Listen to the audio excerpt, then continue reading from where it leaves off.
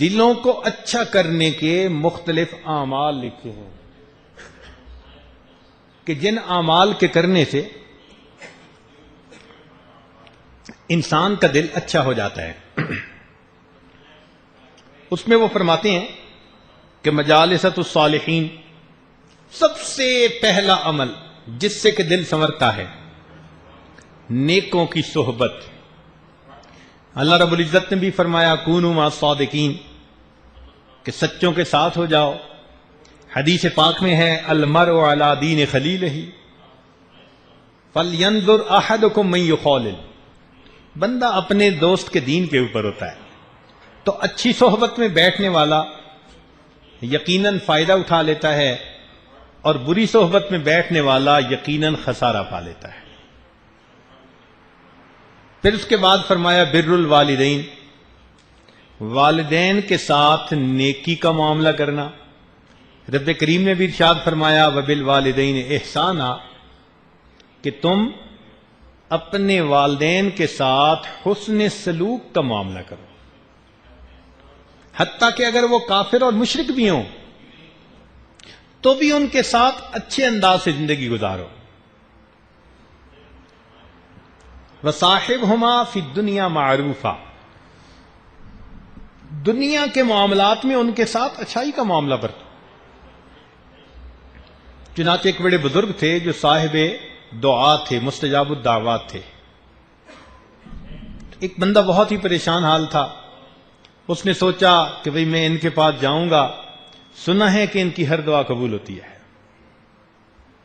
چنانچہ وہ کہنے لگا جی میں آپ کے گھر آنا چاہتا ہوں, میں آپ کو کچھ حالات سناؤں گا. وہ اسے لے کر گئے. جب وہاں گئے تو اس نے دیکھا کہ ان کے گھر کے اندر 2 سور بندھے ہوئے ہیں. بڑا حیران ہوا, اللہ کا ولی, اتنا مقام کہ مستجاب الدعوات, سور بندھے ہوئے ہیں. انہوں نے مہمان کو بٹھایا, پہلے ان سوروں کو جو ان کا دانا تھا وہ ڈالا, پھر آ کر بیٹھ گئے. اس نے حالات بتائے اور بتا کر اس نے ان سے دعا کے لیے کہا. انہوں نے دعا کر دی. جب ذرا بات بڑھی تو اس نے پوچھا کہ جی آپ کو اللہ نے یہ مقام دیا, بڑے بڑے مشائخ نے تصدیق کی, یہ آپ کو مقام کیسے ملا؟ تو اس وقت ان کی آنکھوں میں آنسو آ گئے. کہنے لگے تم نے دیکھا کہ جب میں آیا تو میں نے 2 جانوروں کو دانا ڈالا؟ کہنے لگے ہاں. کہنے لگے وہ دونوں میرے ماں باپ, لیکن ایک مرتبہ اللہ کی شان میں ان دونوں نے ایسا گستاخانہ کلام کیا کہ اللہ نے ان کی شکلوں کو مسخ کر دیا, ان پر اللہ کا عذاب آ گیا. میرے تو ماں باپ تھے نا, میں نے ان کی خدمت کو اسی طرح جاری رکھا, اللہ نے ان کی خدمت کے صدقے مجھے مستجاب الدعوات بنا دیا. آج کل کے نوجوان اپنے ماں باپ کو کچھ سمجھتے ہی نہیں ہیں.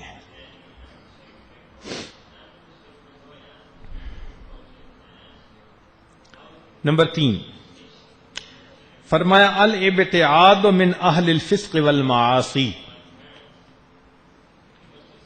الابتعاد عن اہل الفسق والمعاصی, فسق و فجور والے جو لوگ ہوتے ہیں ان سے الگ رہنا. اور یہ تو ہم روز اللہ سے وعدہ بھی کرتے ہیں, روز اللہ سے وعدہ کرتے ہیں, اور مزے کی بات باوضو ہو کر وعدہ کرتے ہیں. اور بھی عجیب بات مسجد میں کھڑے ہو کر وعدہ کرتے ہیں. اور بھی عجیب بات حالت نماز میں وعدہ کرتے ہیں, روز وعدہ کرتے ہیں. وتر میں کون سی دعا پڑھتے ہیں؟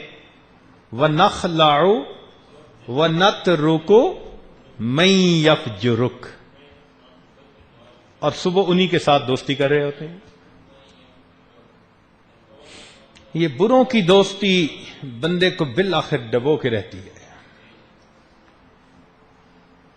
صحبت صالح ترا صالح کند, صحبت طالع ترا طالع کند.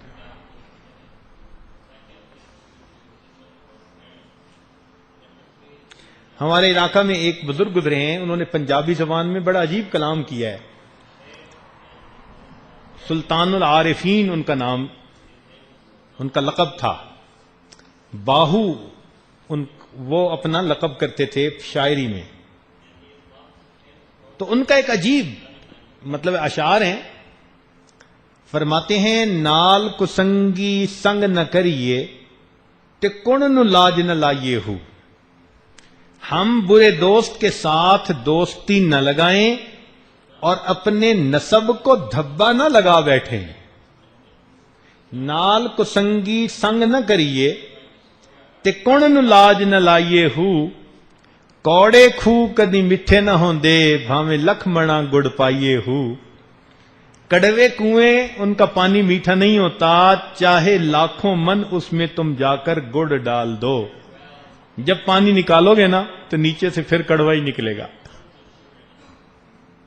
کاواں دے پتر ہنس نہ بن دے بھاویں موتی چوگ چگائیے ہو. کہ کوے کا بچہ کبھی ہنس نہیں بن سکتا چاہے تم اسے موتی کی خوراک کیوں نہ کھلاؤ. سپاں دے پتر متر نہ ہوندے بھاویں چلیاں دودھ پلائیے ہو.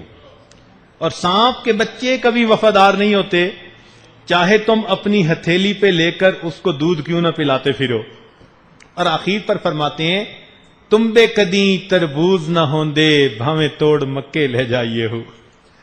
ہنزل ایک پھل ہے، دیکھنے میں تربوز خربوزے کی طرح ہوتا ہے، اتنا کڑوا کہ اگر صبح کے وقت اس کو اپنے ہونٹ پہ آپ لگائیں تو شام تک کڑواہٹ ختم نہیں ہوتی، اتنا کڑوا ہوتا ہے.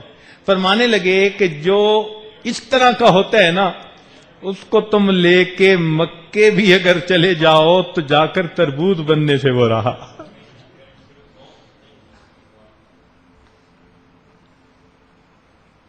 تو ان کے ساتھ اگر تو دعوت کا تعلق ہے پھر تو شریعت اس پر ثواب دے گی، ان کو اللہ کی طرف بلاؤ.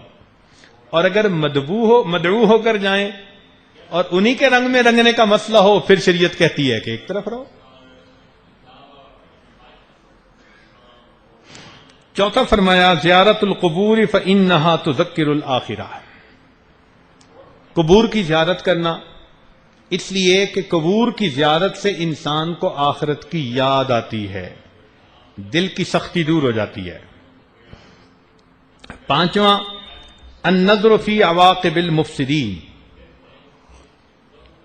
جو مفسد ہیں، بدکار ہیں، ان کے انجام پہ ذرا نظر دوڑائیے. اس لیے کہ جو انسان بدکاریاں کرتا ہے اللہ رب العزت اسی دنیا میں پھر اس کا انجام ویسے کر دیتے ہیں. اکل الحلال والابتعاد عن اکل الحرام والمشتبہ. حلال کھانا اور مشتبہات سے اپنے آپ کو بچانا. اللہ تعالیٰ فرماتے ہیں یا ایھا الرسل کلوا من الطیبات واعملوا صالحا. پھر فرمایا ساتواں تقلیل الاکل، تھوڑا کھانا.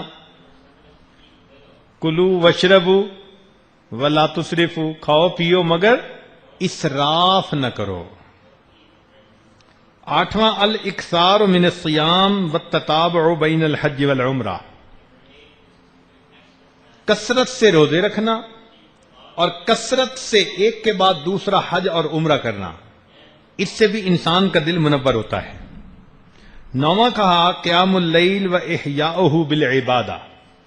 راتوں کو جاگنا، اللہ کی عبادت سے اپنی رات کو منور کرنا. الدعاء و اغتنام اوقات الاجابہ. دعا مانگنا اور جو قبولیت کے اوقات ہیں ان سے فائدہ پانا، ان میں دعائیں مانگنا اللہ سے. پھر الصمت عما لا یعنی، لا یعنی باتوں سے پرہیز کرنا، خاموش رہنا. من صمت نجا. الخلوہ بالنفس و محاسبتها، جس کو ہم مراقبہ کہتے ہیں کہ تنہائی میں 15 منٹ آدھا گھنٹہ بیٹھ کر اپنے آپ کا محاسبہ کرنا. حاسبوا قبل ان تحاسبوا، تم اپنا محاسبہ کرو اس سے پہلے کہ تمہارا محاسبہ کیا جائے. پھر العلم بان اللہ مطلع علی الاقوال والاعمال، یہ جاننا کہ اللہ تعالی ہمارے اعمال اقوال کو جانتا ہے. الصدقۃ و معرفت احوال الفقراء والمساکین، اللہ کے راستے میں صدقہ دینا، المحافظۃ علی الصلوات، نمازوں کی پابندی، قراءۃ القرآن بالتدبر والتفکر فیہ، سوچ سمجھ کر اللہ رب العزت کے کلام کی تلاوت کرنا، التفکر فی مخلوقات اللہ تعالی، اللہ کی تخلیقات کے اندر غور خوض کرنا، اجتناب المنکرات والملاہی، غفلت والے کام اور منع کیے ہوئے کام ان سے بچنا، اغتنام الاوقات بالنافع من الاقوال والاعمال، اپنے اوقات کو اچھی باتوں اور اچھے کاموں میں لگانا، اور 20واں فرمایا المعالجہ بالاطباء الروحانیہ، جو روحانی طبیب ہیں ان روحانی اطباء سے اپنا روحانی علاج کروانا۔ جیسے کوئی بندہ دل کا مریض ہوتا ہے، دوڑتے ہیں نا ہارٹ اسپیشلسٹ کے پاس، کبھی آئی اسپیشلسٹ کے پاس گیا، کبھی نہیں جاتا، کبھی ڈینٹل سرجن کے پاس گیا، جی میرا ہارٹ پیشنٹ ہوں میں ڈینٹل سرجن کے پاس ہے، ہنسنے لگیں گے۔ ہارٹ پیشنٹ کے پاس، ہارٹ پیشنٹ ہمیشہ ہارٹ اسپیشلسٹ کے پاس جائے گا۔ تو جو روحانی طور پر ہارٹ اسپیشلسٹ ہیں ان کی صحبت میں جا کر اپنے دل کا علاج کروانا۔